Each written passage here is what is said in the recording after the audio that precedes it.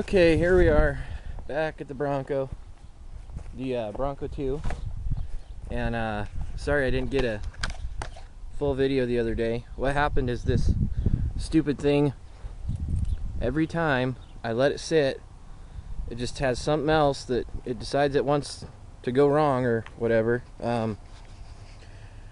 So I got ready to start it, put the battery in, had all electronics, lights, radio, everything worked, except it wouldn't start. And last time this happened, I had a bad ground wire. So last time I went through and I checked all my grounds, I redid all my grounds. So I know I don't have a ground issue.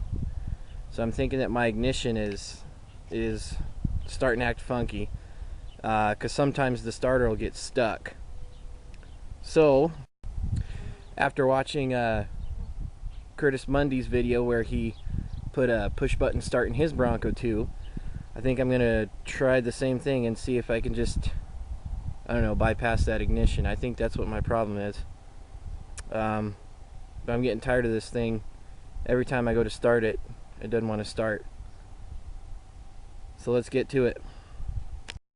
Okay, and I have to be very careful opening the hood of this Bronco and the black Bronco, because the other day our bull snakes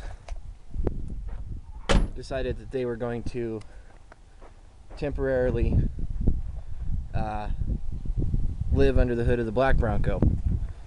I don't want that to happen again. Okay. I don't see anything. That's good. But where's my battery?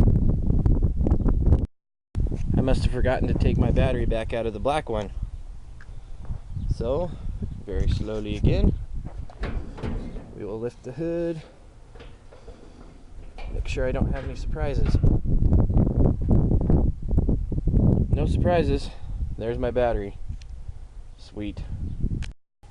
Okay, I suppose it's also quite possible that one of my problems could be that my positive terminal here doesn't like to stay on. That could be one problem with this stupid thing. Bad battery grounds are very deceiving. You can have full power, but no starty start. So I'm just going to rewire this thing real quick, and then we'll hop in and see what changes. Okay, so I got my positive terminal rewired. Still a little loose, but I'm going to go on ahead and hook it up anyway. Get our positive. And this was the problem last time. This negative cable, where it grounds down on the engine, was no good. So we'll get that one hooked back up. Tighten these down and we'll start it. Or see if it'll start anyway. Okay, here we are. Attempted Bronco start. Take one. Got lights. Got the dome light. Push in the clutch. Nothing. Nothing. Okay, now I did do one more thing that I'm going to try. I rewired this guy right here for the positive. He was hanging out a little bit, so I figured I'd cut it back a little bit more and resplice it in there and see what happens. So we'll give it one more shot, and I'll just do a straight run back over here, hop in. Okay, we got power. Nothing.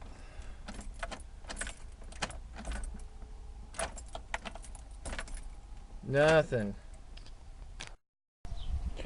Okay, people, here we go. Got this thing wired up, and if this works, I challenge all of my subscribers who aren't subscribe to curtismundy to go and watch his video, and subscribe if you like his channel. So here we go. 1, 2, 3. Son of a bitch, it worked. How about that? And I've got the key turned off right now, so that's why it's not going to start. It'll just turn the starter. But there you go. Son of a bitch, it works. Thank you, curtismundy. You are my friend.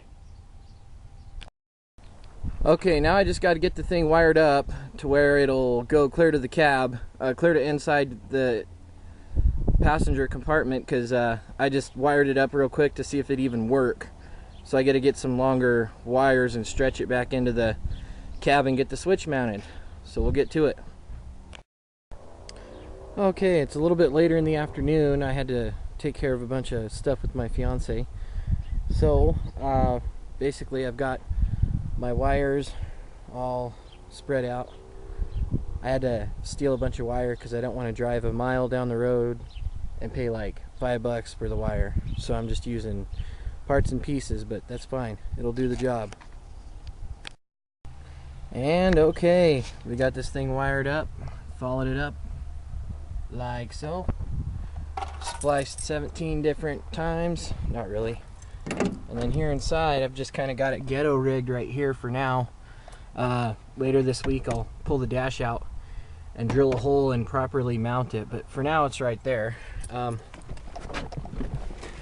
I haven't even tried it yet, other than cranking on it earlier. So we will take the key, we will turn the key on, and I don't know if I need to push the clutch in, but I will anyway. Look at that.